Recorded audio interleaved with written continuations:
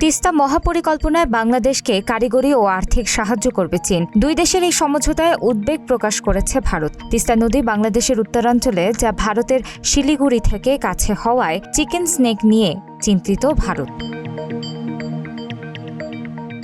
এনডিটিভির এক প্রতিবেদনে বলা হয়েছে, তিস্তা নদীর অবস্থান কৌশলগতভাবে অত্যন্ত সংবেদনশীল শিলিগুড়ি করিডোরের খুব কাছাকাছি যাওয়ায় চীনের সম্পৃক্ততা নিয়ে ভারত উদ্বেগ প্রকাশ করেছে।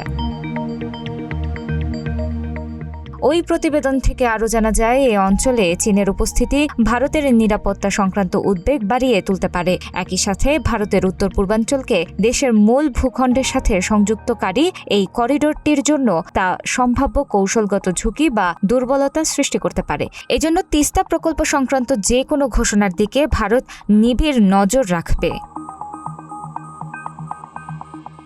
অন্যদিকে চীন তিস্তা মহাপরিকল্পনাকে বাংলাদেশের জন্য অত্যন্ত গুরুত্বপূর্ণ একটি জীবনকেন্দ্রিক প্রকল্প হিসেবে অভিহিত করেছে। চীনের পররাষ্ট্র মন্ত্রণালয়ের গুয়ো মুখপাত্র জিয়া কুন বলেন, তিস্তা নদীর সমন্বিত ব্যবস্থাপনা ও পুনরুদ্ধার প্রকল্পটি একটি জীবিকা কেন্দ্রিক উদ্যোগ, যাকে বাংলাদেশ অত্যন্ত গুরুত্ব দেয়। এই প্রকল্পে সহায়তা করার জন্য চীন তার সাধ্যমতো সবকিছু করতে প্রস্তুত। বাংলাদেশের পররাষ্ট্রমন্ত্রী খলিলুর রহমান জানান, দুই দেশের বিশেষজ্ঞরা প্রথমবারের মতো এই প্রকল্পটির উপর একটি কারিগরি সম্ভাব্যতা যাচাই করবেন। উভয় পক্ষ এ বিষয়ে সম্মত হয়েছে, যা আগেরবারের এই পর্যায়ে ছিল না। চীন জানিয়েছে, তারা এই প্রকল্পে সম্ভাব্য সব ধরনের সহায়তা প্রদান করবে, কারণ সম্ভাব্যতা যাচাইয়ের ফলাফলই এর যৌক্তিকতা প্রমাণ করবে।